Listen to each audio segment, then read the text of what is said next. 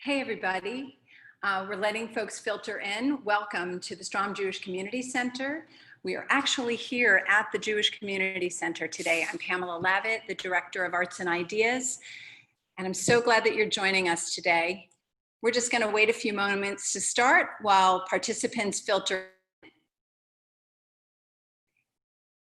It's exciting to see so many wonderful friends joining us today. I know that a lot of friends of the be joining us, and I see that Sadie's grandpa is here. Welcome. I can see Catherine is here. Lisa, hi everybody. I love doing shout outs while people are filtering through. Thank you guys so much. Hi Renee, good to see you. I'm here first in 5 months at the JCC, and there's so many friends that have been joining us for our Zooms. So I'm just going to begin by just saying a few things about the Strom Jewish Community Center and what we've been doing during closure. Actually, the JCC has become, again, a partially thriving space. I'm the Arts and Ideas Director and run the Seattle Jewish Film Festival. And I've actually known Rebecca Davis-Suskind for many years without realizing the connection to her daughter. And because we share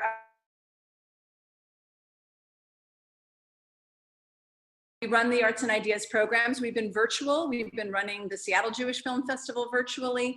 And I'm really excited that this is actually one of the last of our virtual Zoom interviews for the summer until we regroup, until we'll bring back some authors. And in August, we'll have the authors. Al Roker has published a book, and we will have him, I believe, at the end of August, so look for your emails, as well as Erin Brockovich, the well-known do-gooder, has written a wonderful new book about her political activism. So I'm hoping that you'll join us and stay in touch with some of our upcoming programs. So without further ado, I just wanted to welcome, before we begin our program with Sadie Davis-Suskind, I wanted to welcome our new membership manager, Stephanie, who is just going to say a few words because this is a program by a teenager doing amazing things. And every day she's trying to talk about and talk to teens that are doing amazing things. So Stephanie, thanks for joining us. And maybe you could just say a few things about what's happening here at the J right now. Perfect. Thank you so much. Hi, everyone. I'm Stephanie Aronson, and as Pamela said, I work in membership. I wanted to share a few experiences going on at the JCC and just let you know about them, and I'll post them in the chat just after I mention them. So first, we have Rosh Chodesh and Shevet going on in the fall, starting in October. Rosh Chodesh is for 8th and 9th grade females, and Shevet is for 9th grade boys. It's a fall programming experience to meet in gender-specific groups, to have a safe space to talk about your Judaism in ways that are relevant to you, looking at relationships, school, sexuality, and stress. We also have the Giving Initiative for Teens that's going on. We've had over 60 teens participate in this awesome experience that allows you to become a teen philanthropist in the community. It teaches you about grant making, nonprofit management, fundraising, Jewish values. It's amazing. It's a great way to get to know a lot of different nonprofits in the community doing incredible work, as well as volunteer yourself. And then also, if you're interested in volunteer opportunities, check your emails for different experiences coming up in August and the fall. And I'll post my email as well. So if you need volunteer opportunities for anything at school, like NHS, or if you're just really interested in focusing on food insecurity or homelessness, we're going to have great opportunities that are COVID safe, no worries, virtual, as well as just safe in person for you to do whatever you're comfortable with coming up soon. So check that out. And just like Pamela said, keep looking at your emails, staying in touch with us on social media to know awesome things going on. I'll give it back to you. Thanks so much, Stephanie. Great to have you as a new colleague. So without further ado, I thought that one of the best ways for us to introduce our teen wunderkind, and this is the second teen wunderkind of our community besides Avi Schiffman, who has done the COVID tracking. I thought Sadie Davis-Suskind has done amazing things in our community, and I think she's an aspiring chef. She's an inspiring teen in our community, and especially during the time of COVID, as she started a new Seattle Times blog, I really wanted to have an opportunity to have a conversation conversation with her. But before we do, I thought that we would give you a little bit of an introduction for those of you that weren't familiar with her appearances on MasterChef Junior 1 year ago. What a different world we were living in at that moment. But I will say before we introduce this, that one of the chefs said about her for the 2019 semifinals that Sadie has a plucky personality and she makes elegant creations. And so today we're here to meet the plucky personality of Sadie, and I can admit that she has a very plucky personality, a bubbly personality, and her food also is elegant. So we're gonna learn to make malabi together, and we'll do a bit of chatting. And those of you who are joining us, please feel free to follow along, but the recipe is also located on our website. So with that, I'd like to introduce Sadie Davis-Suskind before she comes on camera by showing a bit of a clip from her package from MasterChef Junior. Thanks, Sarah, for showing it. Doing good, Sadie. Thank you. I'm 12 years old and I live in Seattle, Washington. This is my home in Seattle. I am definitely not your average 12-year-old. I am very sophisticated. Many of my friends call me a fierce feminist. She's totally charismatic and the most dedicated foodie. Julia Child is my biggest idol. This is my favorite cookbook of all time. I love it. I like all cuisines, but French is my favorite. Sadie, how you doing? I am great, Chef. Great. Tell me about the dish. What are you doing? I am making a lobster cake. Hold on a minute. A lobster cake. Well, it's like a lobster tower. So there's an avocado base layer, then my lobster mixture, which is mayo, dill, chives. Right, and what's the chips? Just tortilla chips. Tortilla chips really just add that crunch. That's really nice. I mean, it's quite a sophisticated job, this. Yes, it is. How many lobsters have you cooked in your life? I'm a Seattleite. We have the best seafood. And with my knowledge, I will be able to perfect this lobster. Well, that got a little...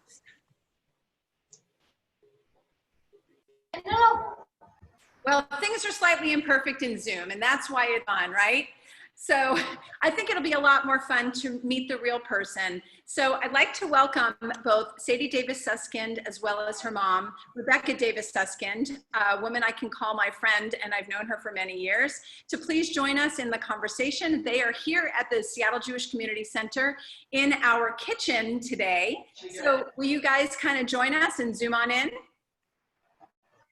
Hi, everybody. All right. Hi. There they are. So welcome and welcome to the JCC. And I'm so thrilled to have you both here. And I'm actually even more thrilled because one of my favorite things to do is cook. And I have never used the JCC kitchen other than presenting other chefs. So you're here along a long line of chefs from Ada Lengi, Adina Sussman, and others that I know that Sadie you're very familiar with. I just wanted to start off by asking you, and I know that you've kind of gone over this a little bit before in some of your other interviews, but cooking for you started at a very young age. And I think that you might even call the kitchen your playpen. I think it was referred to at one point. Can you just tell us a little bit of the backstory of why it is that you and your mom had such a connection in the kitchen from such a young age? Yeah, absolutely. So basically, I've been cooking before I was even talking. You know, as soon as I could crawl into the kitchen, I was all over whatever produce was there and spices. And I think part of the reason why I have such a strong connection to food is because of my mom, and because when I come in to the kitchen as a preschooler or kindergartner, she'd treat me as her equal chef almost, rather than the little kid that I was. And she really helped me become the chef that I am today, and she taught me all I know. Well, a lot of us moms, and I have two teenagers as well, who, by the way, graduated from Jane Addams Middle School. So congratulations to you for just graduating. And I know that life moving to high school is a whole new world and ball game, but it sounds to me like being in the kitchen would be almost like going to high school for you. Yeah, absolutely. Cooking is just a natural thing I do. When I start cooking, I get in my happy place. I'm in the zone. The kitchen is like a second home to me. So. Yeah. So I'm curious to know when you started kind of throwing things together as a young kid in the kitchen, I understand that, you know, you immediately had a proclivity for touching spices, tasting spices. You've talked about food as ultra sensory, that it's not just one thing or another. So could you maybe kind of flash back, and maybe Rebecca, you as well, to what food just sort of meant for your family in general, and why was it such a sensory experience for you? Do you want me to take that, or do you like to? I can start. So, cooking is therapeutic for both my mom and I, and we mainly have, well, I started off cooking at least with Ashkenazi traditional foods, and also moved on to French cuisine. And do you want to take it from there? Sure. You know, I think when Sadie was first helping me in the kitchen, when she was very little, you know, it was usually during big family events, right, where there were a bazillion people in our house, and usually they were around Jewish holidays or national holidays, and so we did focus a lot on kind of teaching her the basics. But as she grew and started to develop her own palate, she very quickly kind of veered towards the classic French cuisine, wanted to learn how to make all the sauces, considered herself a saucier when she was about 7, and she was not bad, and is very good now. And I think we really enjoy many different cuisines from many different cultures, and I really think there isn't anything that we haven't tried in the kitchen. Can you think of anything that we haven't tried to make or do? Not that I can think of. Yeah, so we're pretty eclectic, and you know, we are usually stuffing our faces. That is a perfect example of our family. Well, I mean, a lot of us parents, we think that if we just give our kids whatever we're serving on the table, that their palates will grow. And Rebecca, you already had a love of French cooking and studied French cooking. So what's the backstory? So Pam, you just froze again. Would you mind asking that question again? That clearly started with you and your family. Sure. Can you ask the question again? Because I heard part of it. Yep. What was your backstory with French cooking yourself? And I understand you've studied, and also your family had a gusto for cooking as well. Sure. So I'll let Sadie talk about the family, but I'll just tell you from my perspective. So I had a grandmother from Ukraine who was her purview to do all the cooking for Shabbat, and so weren't allowed to touch that. But that was kind of my first intro, similarly to Sadie's first intro. I had a mother who was a phenomenally skilled cook, also very committed to the classic French cuisine tradition. And I studied at the Cordon Bleu when I was in France my junior year in college, mainly around pastry and baking. However, sometimes I snuck into the other areas. We do large dinners for everybody, and so everybody kind of went into everybody's area of study. And then Sadie, you want to answer kind of how you joined in? I joined in mainly because I think it was really, correct me if I'm wrong, a priority for you to teach me about food and how it can be used as such a great tool to pass down ethnic and religious traditions throughout the generations. And also she wanted to teach me how food can spread love and how food can connect people and all that fun stuff. Awesome. I love all that. And I know that your grandmother, who passed away a number of years ago, was somebody that you cooked with and learned a lot of her recipes, which is something that the generation before her often didn't do with us, right? We lost all those recipes. Is there a specific recipe from her that you really kind of, that embodies your experience learning with her? I have to think about that. I think one of the fondest memories I have of us cooking together, one of my favorites of her recipes, is definitely her lemon chicken. It's a wonderful recipe. It's very unique, and it has tarragon, which just makes it delicious and adds a bit of French flair. I think, yeah, that's definitely the dish I think of when I think of her. Yeah. So I want to take a few moments before we start with your cooking demo, just to check in and give me a thumbs up if I'm stuck or you can see me. We're having a little bit of internet challenges here. But can you tell us a little bit? I know that I don't want to go back into the whole backstory of the MasterChef Junior, but for many of us, it's a very foreign thing to know anyone who's been on a reality TV show. And your mom, I know, has said to me before that that was the furthest thing in the world for her to think about going to Hollywood for 10 weeks to be with you. But this was kind of a big deal. And were you like, I'm doing it, I'm leaving school, where was your head when this opportunity came up for you? Despite my parents' wishes, I think, I was totally into it. I had been watching the show since about first grade. I binge everything cooking show. And so I just wanted to go for it. My mom definitely didn't think the same thing. So give us a little bit of an insight, and obviously everybody's I'm gonna get the first question out of the way, which is people look at Gordon Ramsay. You've said that he is a huge bulking person, right? He's like 6 feet something tall. He's got a huge head, very big personality. He's been called a devil in the kitchen. But you learned a lot from him as well. I'm just wondering, how did you mentally manage the pressure of this experience, and what was it like for you? Well, it was definitely scary at first, but I eventually adapted. Gordon is such a character, and he's super talented, and he made us feel right at home, and he taught us so many things. And yeah, I do have to say, the first day in the kitchen was very nerve-wracking.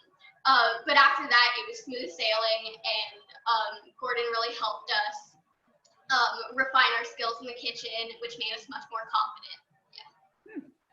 So I'm thinking about some of the things that you made while you were there, and obviously baking seems to be one of the things that really you have the strongest passion for, and it gave you some of the biggest successes on the show. I'm also thinking about what you've made on Seattle Refined. I've seen some of your other foods, but your pink champagne cake with the rose buttercream and raspberry jam won you a really big, lots of accolades. What can you tell us about that recipe? Where did it come from? Was it in the moment? Was it something that you pulled on resources you already had? That's a great question. So I like to, one of my biggest food philosophies is that cooking seasonally is really important. And we were filming in the late spring, early summer, so I wanted to do something light and airy and fresh. So I wanted to incorporate the rose water and fresh raspberries. But then I also took into account that adults would be judging my dish. And so I wanted to add a little bit of alcohol there. So there's something, I think your recipes, I think the one that kind of did you in, unfortunately, you made it all the way.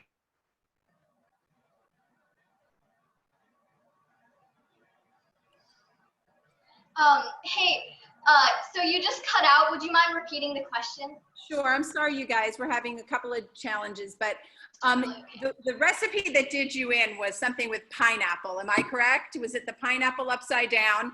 But yet the judges really disagreed about the experience. You had grilled them, you had torched them, you had really done a whole lot of different techniques, and I believe that one of the judges actually said that, I think it was Aronson said that you showed a lot of genius, and one of the others called you a true artist. So clearly there was some conflict over your technique. So what happened for you in that moment? You're 12 years old as you're on this show, and suddenly you're being judged by these adults. What was that experience like for you? I remember that moment being one of the most terrifying moments while I was filming MasterChef. But I knew that I had tried my best. I went all out for this dish. Like you said, I prepared pineapple literally a million different ways. And I was a little bit disappointed that I ended up getting cut. but like I said, I tried my best, and I learned a lot from that experience, even though it was really scary. And Pam, I would add just that these kids, you know, there were 24 of them to start. The amount of pressure and stress that they go under, I'm not sure that I could have handled that. Certainly not at Sadie's and the other kids' age. I mean, it's just, you know, there's the lights, there's the camera crews. These kids work really, really hard. They're very committed. And I think you see that in the show, and the kids are a little bit devastated. And also, there's the other part where it's also this incredible environment of camaraderie. These kids are in a place with other kids who share the same passion. They finally have found their own people. And when someone goes, there were a lot of psychosocial things that we had to navigate as,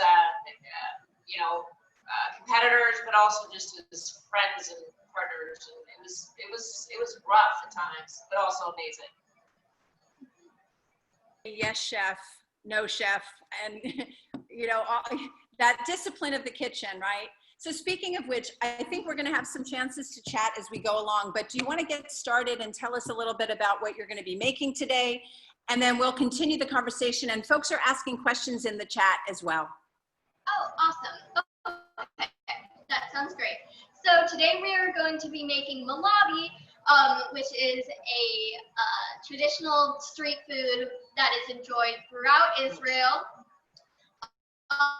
And what it is it's a rosewater scented sweet milk pudding, and oftentimes it is topped with some sort of fruity syrup, and then finished with nuts, usually pistachios or peanuts, shredded coconut, pine nuts, whatever works for you.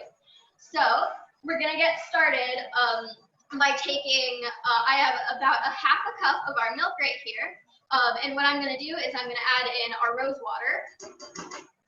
And I'm also going to add in a fourth a cup of cornstarch. There we go.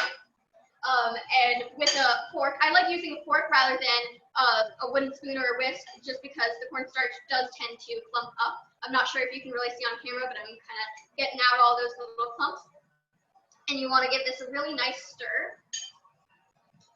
And what the cornstarch will do is, obviously, it'll just thicken up our pudding, but it'll also make it really nice and silky. You can also use rice flour. That is used a lot traditionally. And now what we're going to do is we are going to head on over to the stove. I have a medium saucepan right here. I'm going to turn my heat on about medium high. There we go. There we go. And I'm going to add in my other 2.5 cups of milk. There we go. And we are also going to add in, there we go, a fourth a cup of sugar. And I have my mom here as sort of my sous chef, and she's going to be whisking this on medium-high heat once again, just until it comes to a boil. And once it comes to a boil and bubbles start breaking the surface, then what we're going to do is we are going to add in our cornstarch mixture, and then we are going to turn the heat down to low and let it simmer for about 5 to 7 minutes, and I'll repeat all of these instructions once you get to that point. But now we just have a little some time to talk, which is great, while she stirs. Okay, maybe I'll look at some of the Q&A comments. Okay, wait, now I'm going to look at this on the other computer. One moment, please.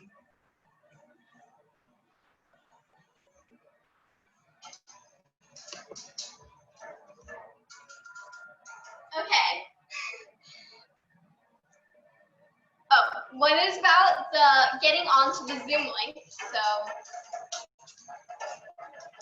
Say that again, Sadie.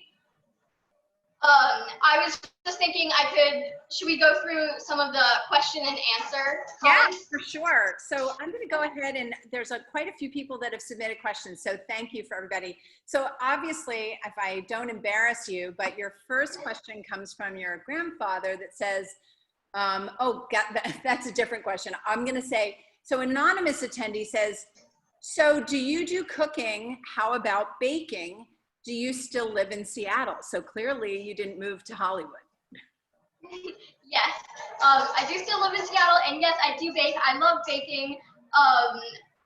I specialize in classic French cuisine, so I make a ton of French desserts.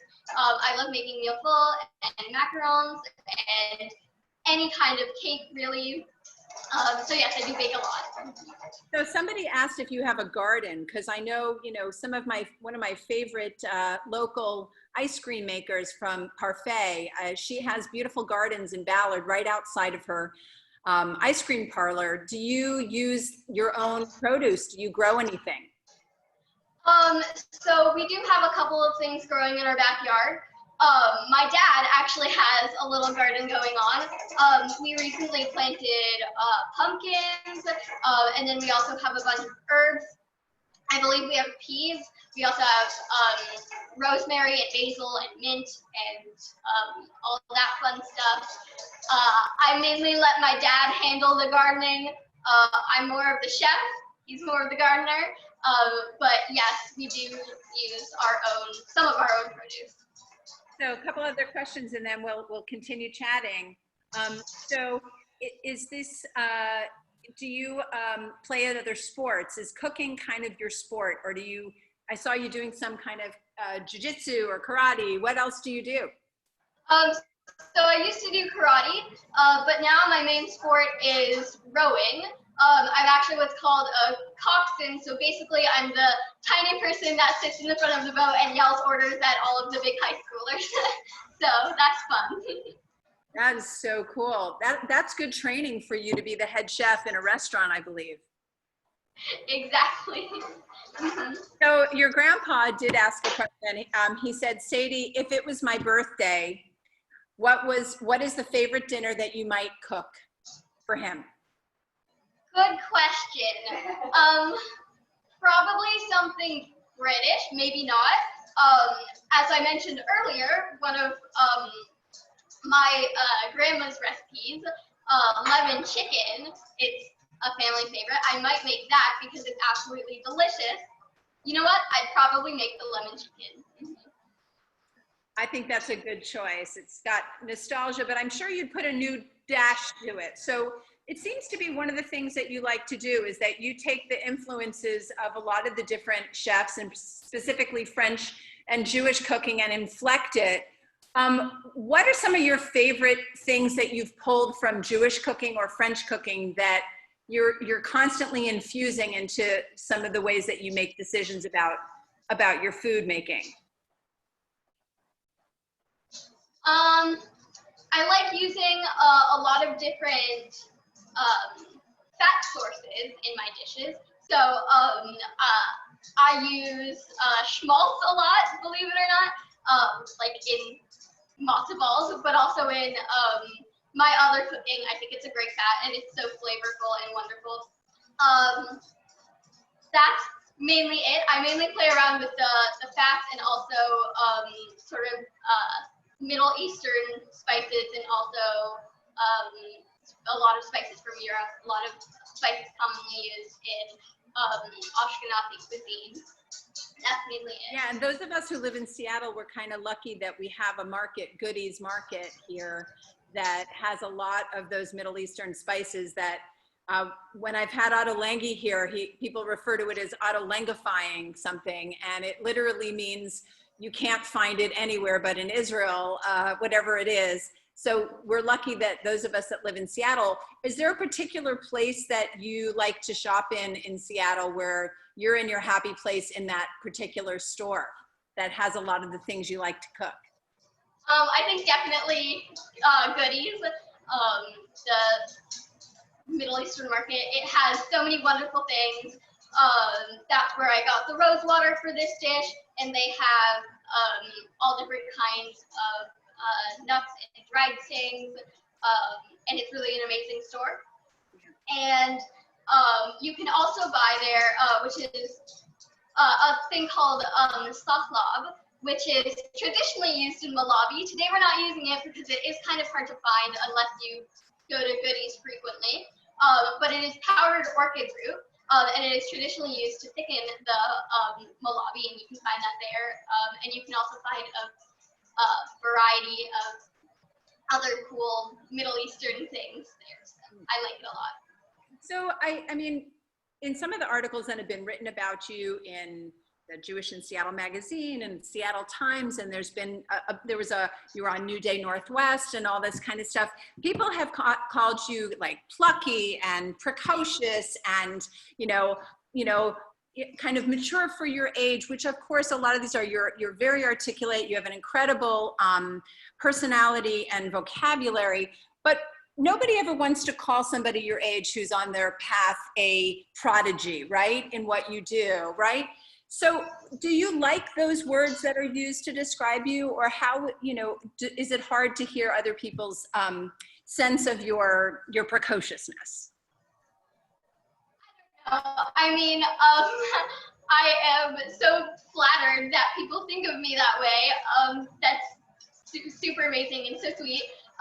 But I don't think I'm better than any other person or any other chef. I've just practiced a lot, and I have a lot of experience in the kitchen. And I think anyone can get to my level and have my sort of skill set with enough practice and enough experience. So I don't know. I don't mind the words. I'm very honored by them, but I don't think they're necessarily accurate. Well, that's why I kind of wanted to ask you, because on MasterChef, it started out, I think there were 24. How many contestants were there? And then you were in the last 5. There must have been a lot of you that all had those qualities in the same room. So what was the sort of atmosphere like amongst your peers? And somebody asked how old you were at the time that you were on it and how old you are now, so they understand when you say experience, you used a lot of techniques on that show. Did everyone have that much experience as well? I'd say the majority of kids did have that same level of expertise. So I was 12 when we filmed, and I'm 14 now. And it was a really amazing place to be in, because everyone there was so incredibly talented, and it was so nice to just surround myself with people that shared the same interests as I and who had the same level of expertise as I.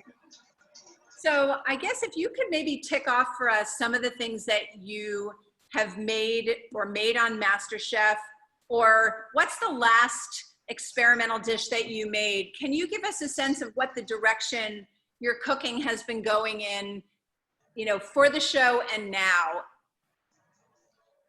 Sorry, could you repeat that? Sure. Give us some ideas of some of the recipes that you made for the show, and what some of the recipes that you made recently. So for some recipes that I made for the show, I made a lot of sugary things, a lot of sweet stuff. I made tuna croquettes. I made lobster towers.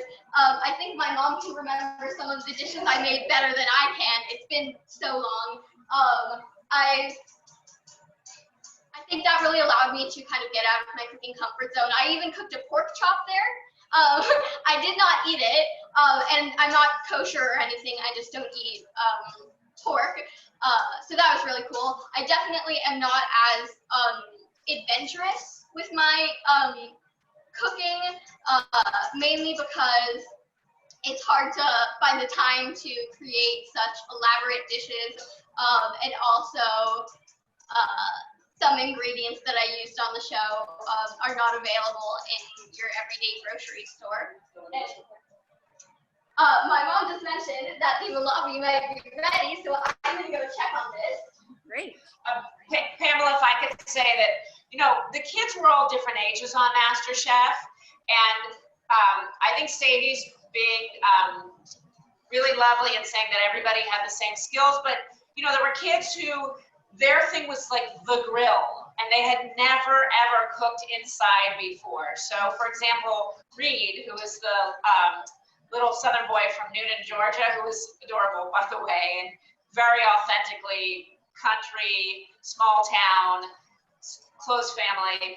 He was a whiz on the grill, but had never really cooked any of those other things. And so for a lot of the kids, there was a huge learning curve, which also, you know, added to some of the kind of stress, but then also expanded their repertoire. So, you know, I think, and there were kids who were specifically better at baking, and I think they did that on purpose to make it a little bit more diverse and eclectic, and also to add a little bit of drama, because let's remember that it's a reality show. Right. So was it nerve-wracking for you as well, Mom, to watch this experience? So for all of the, so each child had one chaperone, and you could switch out if you had a partner or spouse, but you couldn't be on the set at the same time, and you legally had to be on the set with your child, whoever the parent chaperone was. It was incredibly nerve-wracking. Some parents managed the stress of it really well, and some did not. The other thing that I think was really interesting from a parent perspective is that we were all in a room with folks from all over the country, from all different cultural, religious, ethnic backgrounds, and we were in this room, this physical room together for a long period of time. So at some point, it'd be so interesting to write stories about kind of the conversations in the room, right? A little bit, because it was just, I had not had exposure to people in rural Georgia before, for example. And Reed's mother had never met a Jew before. So we had lots of conversations, and they were amazing. Fascinating. Okay. So sorry to interrupt, but our Malawi pudding, the pudding section, is now done.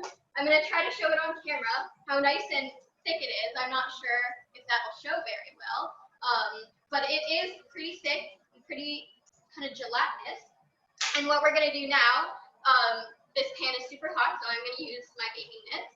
I'm going to take a little mason jar that I have here, and I am going to pour in some of my Malawi mixture. This usually serves 6 to 8 people alone, 6 to 8 servings. But my family really, really likes Malawi, which is totally understandable because it's amazing. So I'm going to put this in 4 containers instead of 6 to 8 so that we can all have a little bit extra. So I'm just gonna pour it in. And if it spills, that is totally okay. Malawi is a little bit of a messy dish. It's pudding. So if it spills, we can just clean it up.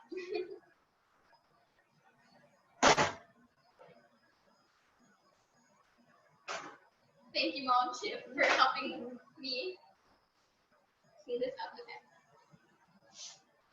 So Sadie, remind us, for making malabi, you can choose cornstarch or corn flour or rice flour. There's different options. So is it gluten-free ultimately?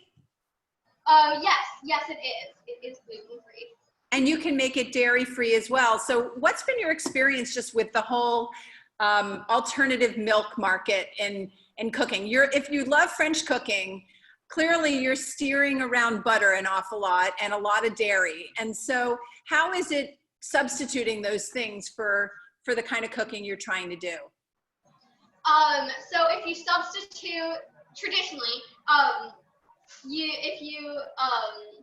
in most of my recipes, I substitute regular milk and savory for soy milk or almond milk, because they're not super duper flavorful, and it makes the recipe usually a little bit thinner if it's a soup or something, because whole milk is just kind of thicker and more hearty, I guess, in general. But other milks I like to use in my dishes occasionally are oat milk. I think I already said soy milk, almond milk. I love cashew milk, And hazelnut milk is great if you haven't tried it. There's not many dishes that you can use it in because it is super duper flavored. But those are my main go-to alternative milks. Got it. So tell us where you are in the recipe right now so we can find ourselves. Yep. So I just finished kind of pouring in some of the malabi mixture to one of my containers and cleaning it up a little bit. And this is the kind of boring part. You have to let it sit and chill and set and thicken for about 3 hours or longer. So I did already prepare some pre-made malabi that we are going to use in the second half of the Zoom because we don't have 3 hours. But now what we're going to start doing is making our raspberry rose syrup, which complements the pudding really nicely. So what do you need? Tell us what are the items in front of you, and maybe you could point to them and tell us what you have here. So here I have, I'm just going to move this out of the way. There we go. I have some seedless raspberry jam. You can use raspberry jam with seeds in it, but I prefer to use seedless, or you can just strain the seeds out. That's totally okay. I have a 1/3 cup of sugar, just regular granulated sugar, and I have about a teaspoon of rose water, and then I have a 1/4 cup of just regular water. And what we're going to do is we are going to combine these 3 ingredients, so our jam, our sugar, and our water, in a small saucepan, and we are going to bring that to a simmer over medium-high heat, and then whisk until it's nice and smooth, and then once it is smooth, we are going to take it off the heat and put it in our rose water, and I'll continue explaining the steps from there. All right, well, walk us through it. Okay. So I'm going to take my pan, put it on medium-high heat, and we're going to take our water and our sugar and put those in. There we go. And my mom is going to whisk. And then we're just going to leave our rose water here, and then we're going to take our jam and whoop, pop that in there. And whisk until it's completely smooth and all of the sugar has dissolved and the jam is fully incorporated. So Sadie, since school kind of shut down, you had an opportunity to start writing for the Seattle Times. And could you tell us a little bit? I know that some of your early recipes were a lot of really good comfort food, and there's been a whole lot of articles about people eating Cheetos again, and you know, the comfort foods have been really great for us. But how did that go for you and writing for the Times, and how are you choosing your recipes? So overall, it's been an absolutely amazing experience writing for the Seattle Times. It's a great opportunity to refine my writing skills and also perfect my recipes. And I did want to choose a lot of comfort food for my recipes because quarantine can be really stressful for a lot of people. And I want to help get rid of as much stress as possible. And who doesn't love to just sit back and eat comfort food? So a lot of the dishes I've been doing are like mac and cheese and biscuits with gravy, and just in general, really decadent foods that people can enjoy. Why do you think you went to the decadent? I love decadent food. I really hope other people do. I'm pretty sure other people do. And I think people want to make decadent recipes, and a lot of these recipes are super easy, and people can make them and impress their friends and family with them. What's the process of writing or blogging for the Seattle Times? How are you engaging in the conversations with an editor? What's been the process for you? So I have a wonderful editor. His name is Chris. He has been with the Seattle Times for a while now, and he's super easygoing. So my mom and I send him an email, and we say, can we do this for our next recipe? And he just goes along with it. And really, I have creative freedom to make the recipe whatever I want and write it however I want, which is wonderful.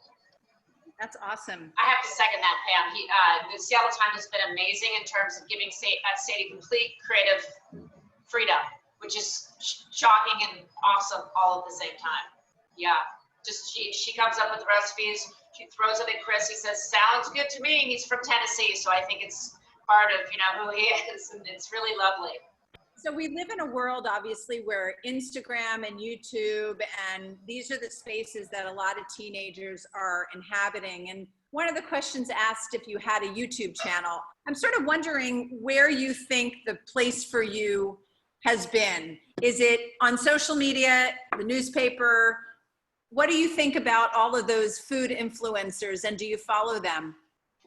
I do follow a ton of food influencers. I think my favorite social media platform is Instagram. I have tons of people that read the newspaper that I connect with on there. Yeah. Yep. I'm sorry, Pam. I was just going to add that a couple of Sadie had done some work with Seattle Refined before last year, and they had actually asked her if she would do a series of YouTube videos for children, and they're a lot of work, as you well know, just from hosting all these amazing programs that are on the JCC.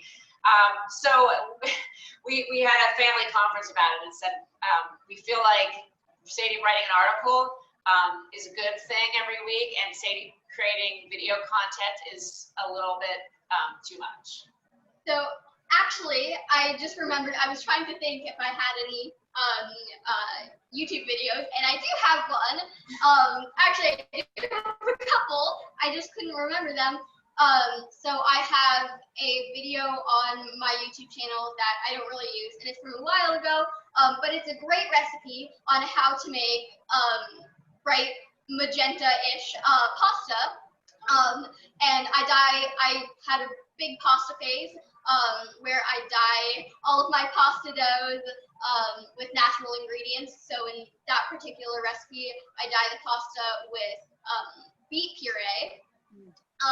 And it's a wonderful recipe, and the pasta is so delicious and tender. And then I also have another video that is not currently on my YouTube channel, but if you go to a YouTube channel called Crowd Cow, they have a video of me making shrimp and grits, and it's pretty recent, and it's really good and very decadent. I'll try to drop that in the chat if I can get that here. So I want to talk a little bit about travel and food. Some people will talk about food as an armchair experience, but you actually have gone to many of the countries that you're cooking from, which is such an incredible privilege, obviously, especially given what's going on right now. So when you were 13, and I'm going to share some photos, and it was your bat mitzvah and your mom's, I won't say what birthday, Rebecca. You can say it, it's fine. Welcome to the 50 Club. You guys did something super special. Can you tell us a little bit about that year of your life? It was an amazing year, and it was a fantastic trip. So we went to France for 2 weeks to celebrate, I guess, my bat mitzvah, but mainly my mom's birthday, because we are both big Francophiles and huge fans of Julia Child, who is my patron saint. And we actually stayed in her cottage in a small town called Châteauneuf-Grasse. And so that is my mom and I cooking in her cottage, and it was such an amazing experience and so cool to be able to touch all of her pots and pans and to cook where she cooked. So, I mean, a lot of us have seen the film, Julie and Julia, but this must be to actually inhabit the physical space, not just make the recipes. What was was it a little strange? Did it feel you know, I'm just wondering, and you guys are coming at this from different places, of course. You know, we grew up with Julia Child, right? And being on TV, and you're experiencing this as a younger person. So what was that like for you both? So for me, and I think I can probably say the same for my mom, it was super inspiring. It was just a wonderful experience. It definitely was a little bit strange. I felt like kind of paranoid, you know, I didn't want to mess anything up or accidentally like knock over a pan, didn't want to disrespect Julia, but it was a wonderful experience. So yeah, Pam, we're walking into that place. So you could rent Julia's iconic cottage in southeastern France on VRBO, Airbnb. It was bought by a American female music executive who runs a cooking school in it as well. And then you could rent the whole house. And it was actually, we went with our family and my father. And it was like walking into a museum. At first, I was completely overwhelmed and felt like I actually was not able to, I was going to sleep in this place. I was going to touch her things. It was really quite overwhelming. And then, you know, as the week went on, we were there for a week, we just inhabited Julia. You know, we drank too much, we ate too much, speaking for the adults, and it was just and immersed ourselves in kind of southeastern France. It was 100 gazillion degrees. We just sat outside and, you know, fanned ourselves and drank really good French wine and ate really good French food. And it was the trip of a lifetime. It's amazing. What an experience. There have been quite a number of museums, including the Jewish Museum, that have tried to recreate people's kitchens in museums themselves. So what an absolute privilege. I'm curious what you cooked when you were there. So, can I take this? Yeah. So Sadie did the classic. She did club foodie and macarons and some madeleines, and I did really the classic. I mean, it wasn't it was a very seasonal, you know, making coq au vin in the middle of the summer was not kind of ideal, but we did it anyway, despite all of it. I also, as I mentioned, had my 81-year-old father with me who was like, I want the Julia dishes. So we just tried to, I pretended that we were in that movie, you know, and we just made a lot of her dishes. And we then also used a lot of seasonal stuff, and every morning ran to the boulangerie and got our baguette and stuffed ourselves with fresh jam and bread, and it was lovely. And you took a cooking class while you were there, am I correct? We did take a cooking class, yeah. And we also made perfume, because that area of France is the perfume capital of Europe. So it was, it was an awful vacation. So I'm curious, Sadie, can you remember like the first dish that you cooked? This is a question that came in. The first dish that I cooked ever, or in France? Well, why not both? Oh, okay. I think the first dish I ever cooked, with the supervision of my mom, of course, because I was pretty little, was probably challah. We make challah every Friday, and it's absolutely delicious. And I have such fond memories of just kneading my stress away whilst kneading the dough, and braiding it, and learning how to do sixth braid. Yeah, 6-way braid. And then for the French one, I think the first thing I made when I was in her kitchen, I didn't actually cook it, but I made a like fruit and cheese and charcuterie board, because we had a lot of that in France, because, you know, France, and that was delicious as well. Amazing. So tell me where we are with the recipe, just so we can keep chatting, but tell us if there's something we need to know that you're doing right now. Yeah, so all of the components of our dish are ready now, which is awesome. So I took our raspberry rose syrup and just chilled it for a little bit, and here we have it. And it's not too thick, but it's nice and syrupy. And then we have our chilled malabi. And now we are just going to take a nice spoonful or a few of our beautiful red, vibrant syrup. I'm not sure if the camera is going to do this beautiful syrup justice because it is so gorgeous and vibrant. You can kind of see it, but it really looks amazing. And then we are going to garnish with some pistachios. And I think this really just gives it a nice depth of flavor. It also kind of cuts some of the sweetness in the dish. It gives it a nice texture, a nice crunch.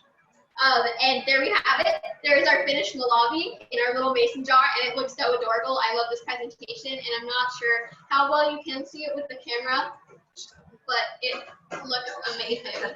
Yeah. I love the jar. The jar is such a big part of that presentation, actually. So where did you get that really cool mason jar from? I'm not actually sure.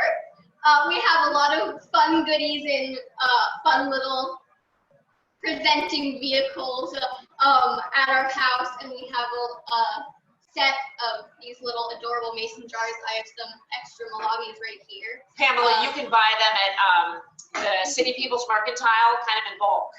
If you're a jammer or a preserver, you pickle vegetables. So we have a lot of them at our house. And they're very affordable. And they look really, you know, they're hipstery. They look very kind of, I love them. I love it. It's also kind of bluish, which is. Yeah, they have a blue tint. I love that. So let me get to some of these questions. So we've talked a little bit about, I asked you previous to this, what was one of your favorite cookbooks right now? And you mentioned Solomonov's Zahav. And, you know, that cookbook is obviously also based on the film, which is on Netflix, about Israel and Israeli food. Have you been to Israel, and what was the food experience like when you were there? So we were supposed to go this summer. Unfortunately, that did not happen, and it is not happening. Other than that, I've never been to Israel. I really hope to go though, and I already know that they're gonna have amazing food there, like malabi. So I'm very excited for when we do go, but I'm not sure when that's going to be happening. And so Sadie will probably go for one of her summers when she's in high school with one of the groups. yeah, sadly, I was supposed to be in Israel as well. So I hope that as they say, next year in Jerusalem, so we can all be there. Absolutely. So some of the questions here about whether or not, I think you've kind of answered it. Are you sweet or spicy? Sweet or spicy? Sweet, I guess, with a little bit of spice, maybe? I'm not really sure.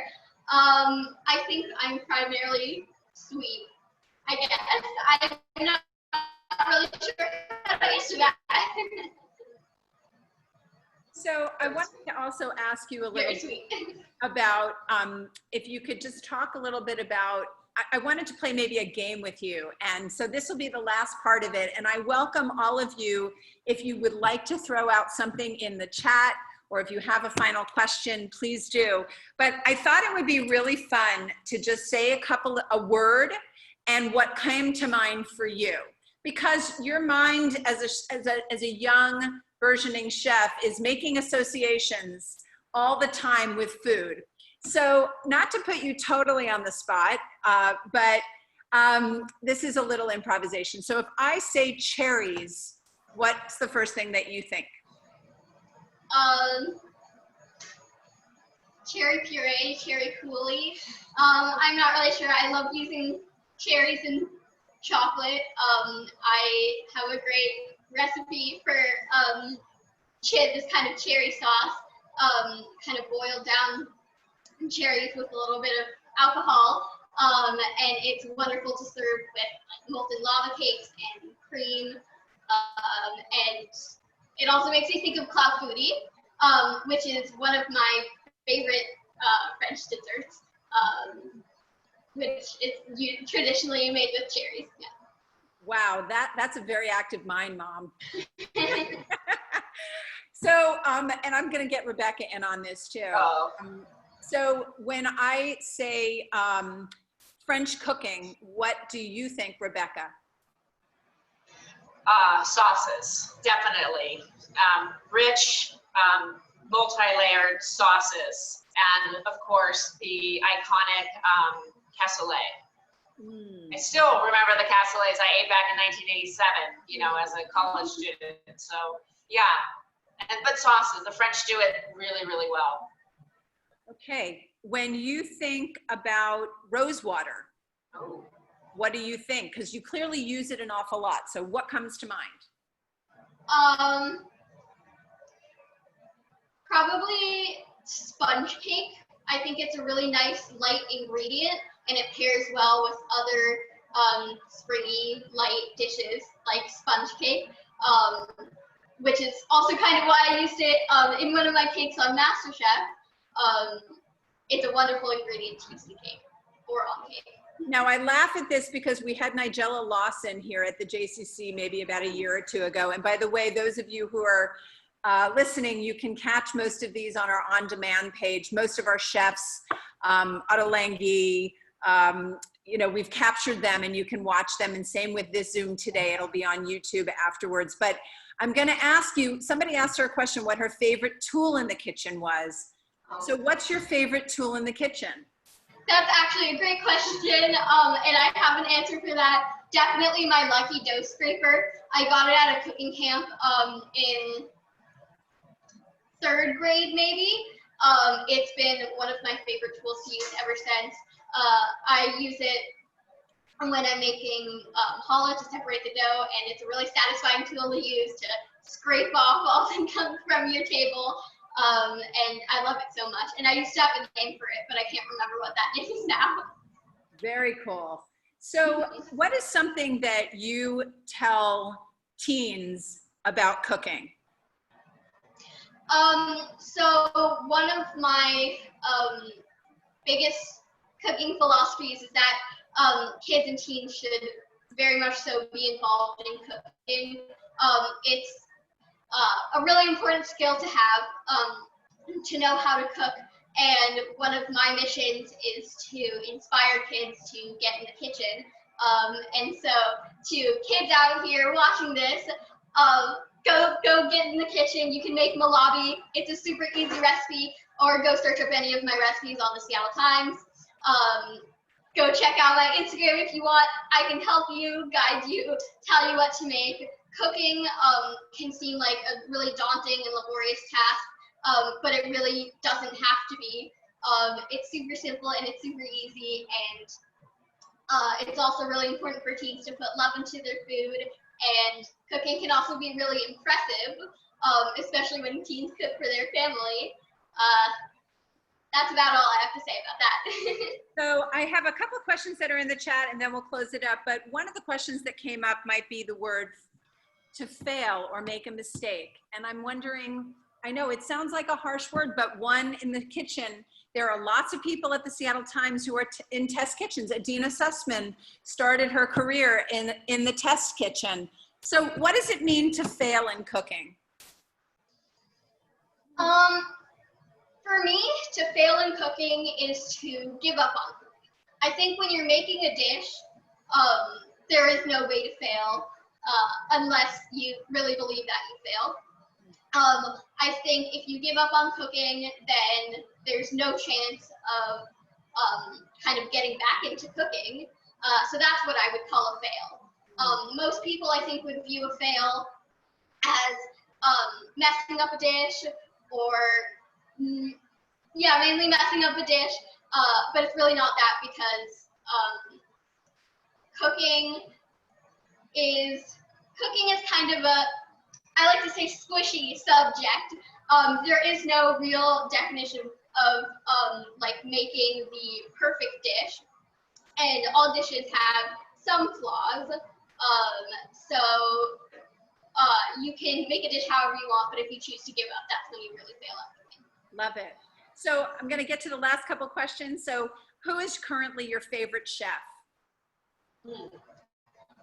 Probably my mom, or Julia Child, even though she's no longer on the planet. She is so inspiring, and so is my mom. They're both wonderful chefs and wonderful. And what's your favorite restaurant in Seattle? We have so many beautiful ones, but maybe you could each take a tour of that one. That is a really good question. I think my favorite restaurant is probably Solare. I love Eduardo Jordan. I think he's an amazing chef. And I first went to Solare on, I think, my 10th birthday. And I had the steak tartare, and it was wonderful. And I just sort of fell in love with the restaurant. And I also love pretty much all of Tom Douglas's restaurants. We believe in a lot of we share a lot of the same interest in cooking and food philosophies. And he's very into the food transparency movement, which is knowing where your food comes from and knowing that the places where you're sourcing your food from treat their animals humanely. And his food is amazing, and I love his restaurants as well. So Sadie, I know I love Tom Douglas. He's actually been such a supporter of the Seattle Jewish Film Festival for so many years. And I know that, Rebecca, your folks in Ventura know well what it means for a film festival you've been involved with to be supported by the local community. And restaurants are really suffering right now. So do you have any thoughts on the kind of current moment? And these are some photos, of course, of you cooking with Chef Thierry Renturi, who is at the Taste of Seattle, which we didn't get to, but maybe you wanted to say something about some of these chef relationships you've built. But do you have any thoughts on current day support of these chefs in our community?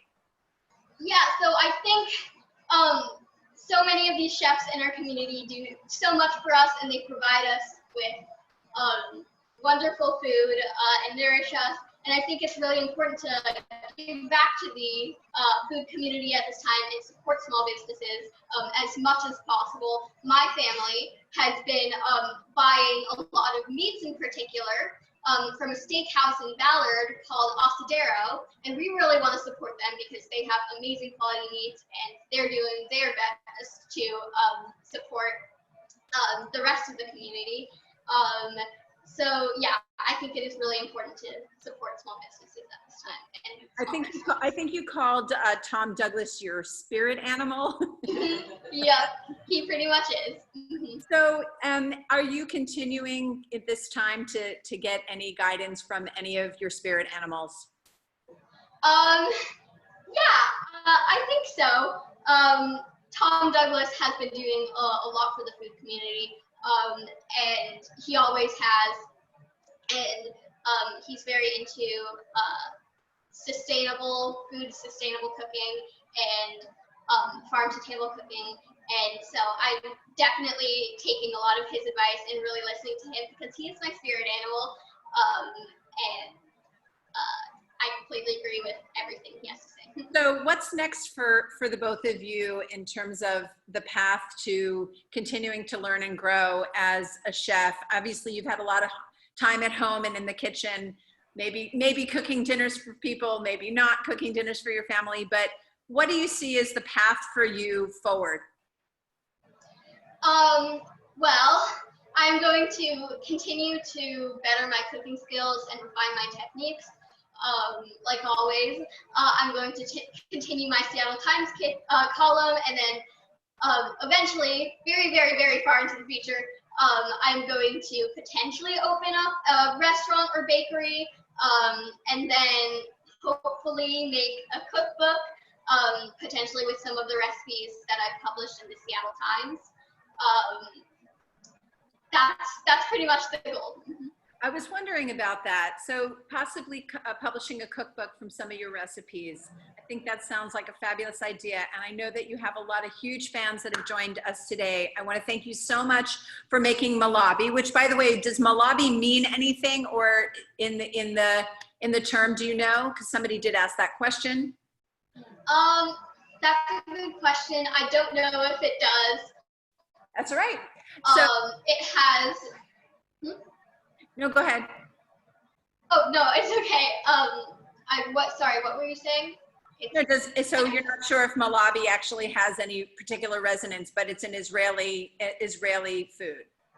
So so it does have other names. I'm not exactly sure what the term means, but I also don't know if it's Israeli.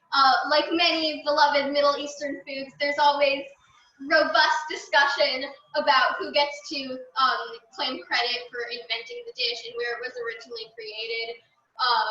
But it is still a wonderful dish. And it is called Malabi in Israel, spelled M-A-L-A-B-I. In other places, it is spelled with a U and has extra L's. But it's still a wonderful food, no matter what.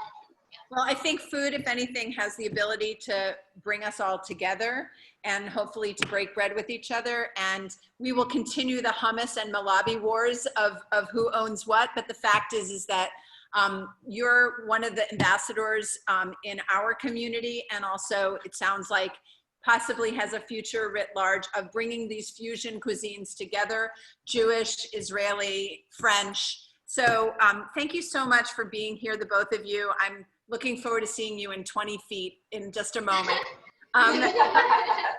But I'm so Thanks glad. for inviting us, Pam. Thank you so much for having us. Thank you so much, Sadie. It's really such a pleasure to see sort of young leaders in our community. So with that, I just want to let everybody know that this will be recorded on our YouTube page and on our Facebook page. And I want to thank you both so much for cooking with us today at the J, and stay safe and healthy, everyone. Thanks for joining. Take care. Bye-bye. Thank you. Thank you so much.